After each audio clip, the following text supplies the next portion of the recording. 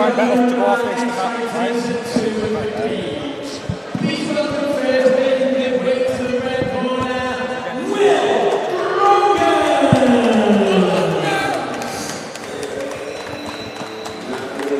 Making his way to the red corner, we have Will Grogans out of Powerhouse MMA. Now, Powers, who runs that club, good mate of mine. Used to train with him back in the day. When he first started out, actually, I trained with Powers. You didn't tell me that. Yeah, he used to train with Powers back in the day, yeah. When he first started out, just kickboxer, trained with us there before he went to Sub-Zone. Leveled up. Yeah. Little dark horse, aren't you, Brett? Yeah, I've been around a bit, mate. My guy.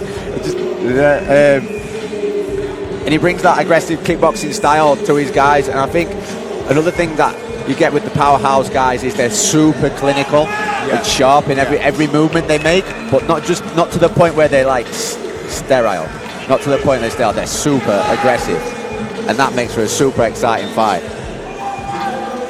How many times can I say super in one sentence? As many times as you like, Brett. Yeah, I know, right? But I've got to say the grappling credentials of this team's took a massive step up in the last couple of years. And some of these lads you've seen come through now, like these guys have been in that gym since a young age, and they've soaked in the culture, the training culture, and it comes through in the fight. Well, again, just a second on what you were saying before. I remember you saying about the whole thing with the time spent, you know?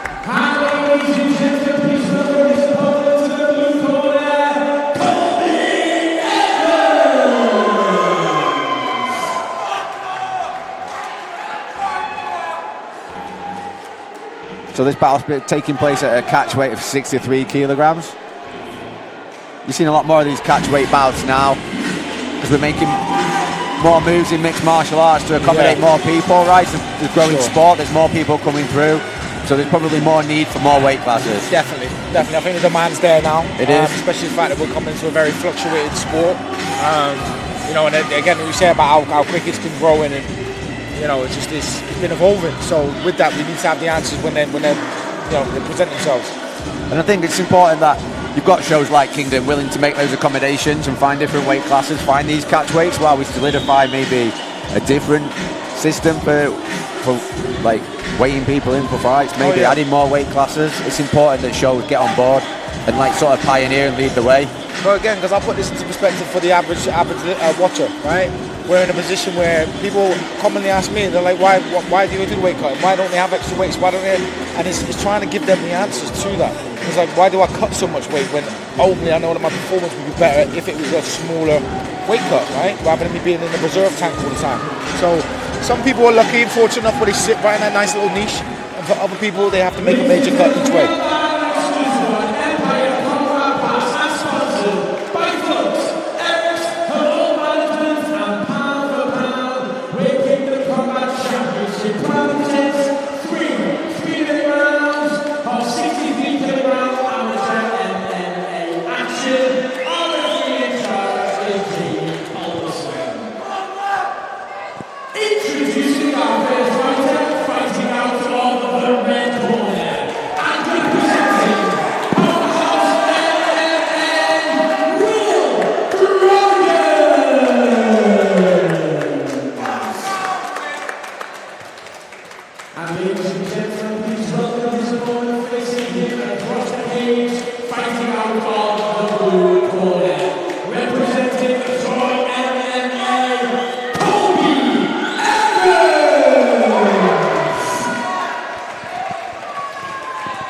Both these fighters have brought some fans with them. Yeah, two young lads looking to make a statement tonight. Definitely. This is bout number 2 of 3 that is on before we go live, right? Yeah, man. Yeah.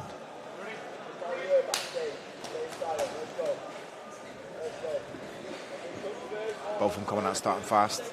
Nice little twitches, nice little reads. It's well-timed backhand there.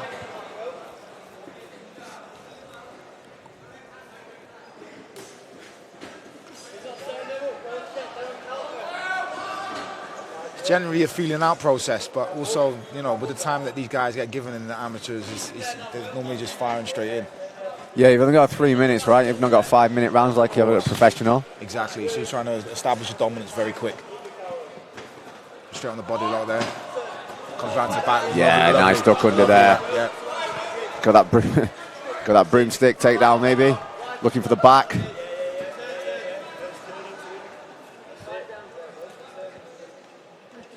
So Colbie Evans might be in the more dominant corner there, position, but Will Grogans has gone back to his corner to get advice from his coaches. Yeah. How important is that? It's massive. We know it's just as much mental as it is physical, if not more. Sometimes we'll see in fights, fighters will pick their opponent up and take them to their own corner so they can get grappling instruction from their coaches. That was slick. Loved the way big mat return to a body triangle.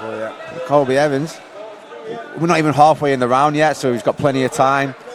Neither man's sweaty, so you get a lot more grip, right, before you're sweating in a fight. Definitely. One thing I've noticed since the fight started is Colbie seems to be very confident and comfortable with going straight into the grappling exchanges.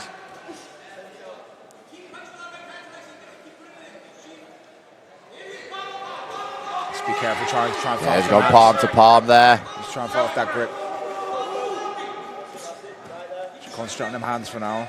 And how exhausting is it when you're constantly locked in a body triangle? It's close to your diaphragm. It's constantly, again, look, you can see him just now elevating his hips as well, trying to stretch him out a little bit from the back. It's an uncomfortable position to be in. Colbie Evans doing a good job of switching the triangle as well from left to right as Will Grogans looks to escape. Will Grogans is a tough kid in there, man. I was just about to say that. It's not like he isn't fighting off. It's not like he isn't doing the right things that he needs to do at the time.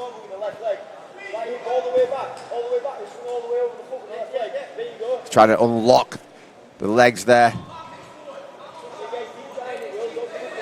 It literally is the only way out. You've got to either spin while they're changing the body triangle, or you've got to get behind the legs, pry it off. It's just exhausting. Every time you take a breath in, that triangle gets tighter and you try and breathe out, push it against your diaphragm. That's a lot of control time there for Colbie Evans. Oh, a hell of a lot. And like you said earlier, Danny, 3-minute rounds is not a very long time. It's not, especially if you're spending 2 minutes, right, in a body triangle. Great show of sportsmanship there.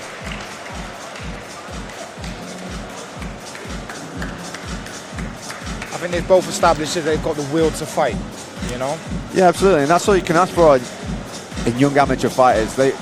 You've got to want to fight to be a fighter because it only gets tougher, right? So you've got to want to be in there. And for these lads who are quite early on in their careers, it's quite evident that they're happy to get in there. They want to fight. Yeah, they want to fight. Again, like they say, one of the things that you can't teach is heart, right? But again, having the time that you spend in the cage and understanding, knowing in different situations, you can build that mental fortitude also through going through adversity.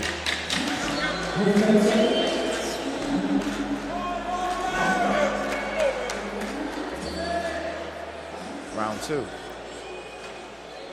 So both guys are 1-0 leading into this second round. They both got a win on the record, no losses. But you know what they say? Somebody's O's gotta go. You had that one lined up, didn't you, Brett? Yeah, well, it's an adage that's as old as time in MMA. It's not mine. I like the way you've got Colbie here, just establishing the hands. But every time he's establishing the hands, Will's not letting him get away with it. He's either checking him with a low kick. Beautiful catch and a sweep. Or he's just coming over the top there with a... Try sit up, Will. Try sit up. Get a grip on that wrist. Get your ass to the cage, sit like an L. You got the corner of Grogans here giving him advice to get that wrist control, get his back to the cage, start climbing up the cage. That's a horrible position to be in here when you bring your back to the cage again. You start stacking. Very uncomfortable position to be in. Grogans get his hips moving though, controlling the posture at Evans. I would say he needs to focus less on keeping the closed guard and trying to twist out the hips. Absolutely, we're nearly a minute gone into this round. Exactly. Colbie Evans is doing a fantastic job of controlling the position again, and that's what the judges are going to be looking at, right? Most definitely, yeah, control time, and this here essentially is it. But the best thing you can do is to try and turn sideways onto this cage, unlock them feet, open your guard up, turn sideways onto the cage, and look to start to make your way to your feet. Because one thing that he doesn't have on his side is time. Absolutely, and I suppose they're telling Will to stay sat up. Maybe not think about the guillotine so much. Maybe think about using the head pressure downwards to start climbing up. Colbie Evans doing a fantastic job of squaring that guard back up as well. He is, yeah. And again, anyone, you know yourself, jiu-jitsu, wrestling, you more or less just follow the hips. If I square the hips up to my hips and I line them and I get you flat, then I know I've got you nullified in that situation, right? So he's doing a very good job of getting them reads and them tells, and then obviously moving to that position just to make sure that he stays dominant.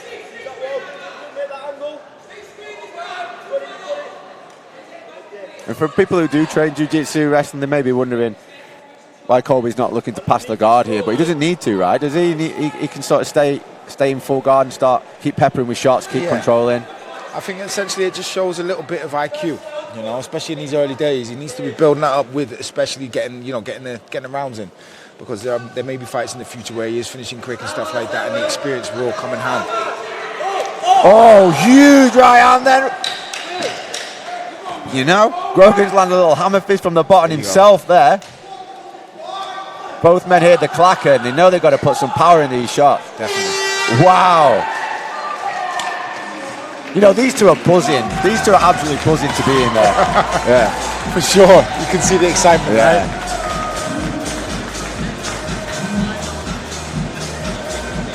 Maybe that might be a little testament to what we're going to see, because in the third round, we've got both men here looking to trade, quite happy to trade standard.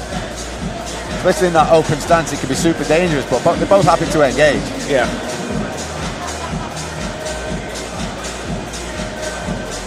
It's very much a back and forth when they're on the feet, you know? Yeah, this is the sweep right here. Yeah. Beautiful sweep. And this is where Colbie took top position, and I think for probably over 2 minutes would not relent. He just kept on top of Will Grogan. Every time Will Grogan opened his guard, tried to move his guard, he got Colbie on top. Like you said, Danny, squaring those hips back up, not giving him chance to breathe. So it seems to be the same read as what he was getting from the first round, right? It's like as soon as he can engage, he's comfortable with the grappling position he's in, he's making sure that he's establishing his dominance in that position. Third and final round in this amateur contest.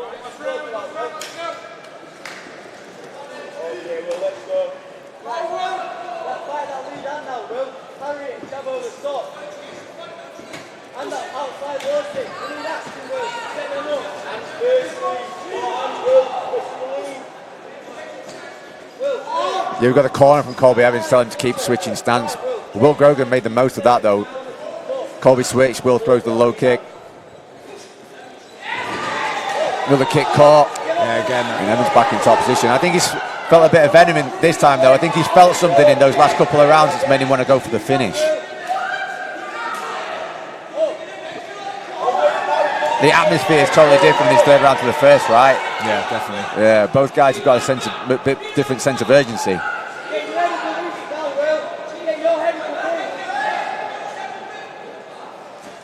Again, this is where it comes down to them little signs, you know, from the previous rounds, the things that you found that you were good at, the things that you found that you maybe was not so good at, and then establishing them in the next round, right, to make sure it plays into your hands. So, for example, I feel like Will was very good at using his hands with the hand play and a little bit of the feints and then trying to catch him with the hands.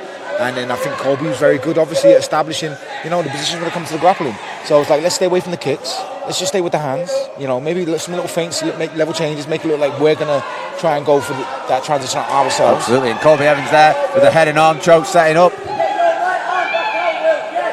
Keeping that head super low. Will's doing everything to get his arm back out. It looks like he's out. That's the first submission attempt we've seen from Colbie.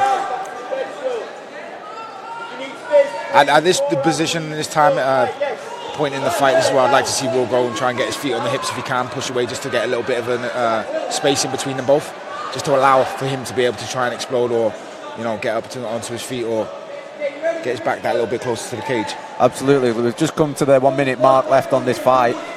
You know, Will's got to do everything in his power to start getting up, start trying to turn the tide of this fight. He really is as well. He's driving his hips in, trying to get his feet on the hips. Yeah, you can see 1 foot now is on the hip. His left foot's on the hip, right? There we go. Just needs to push and stand up. Colbie, though, he's getting his head super high.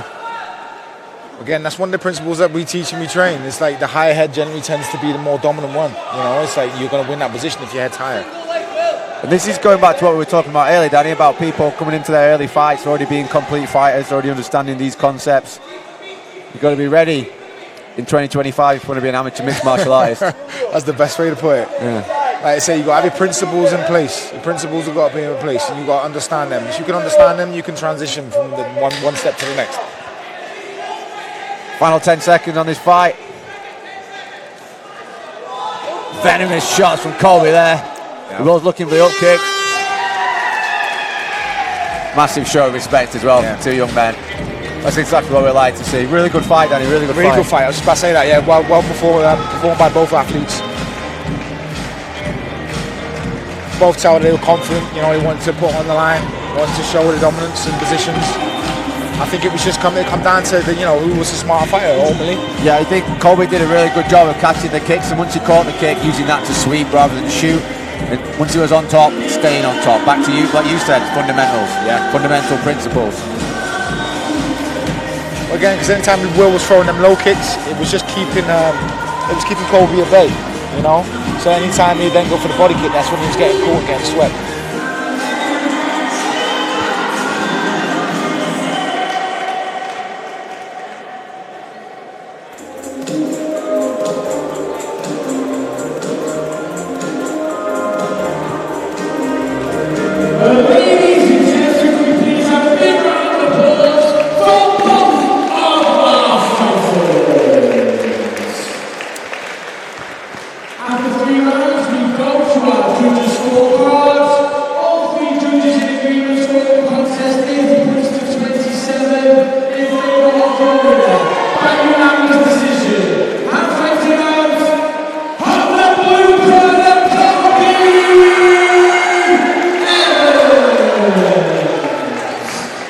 They have your winner, Colbie Evans.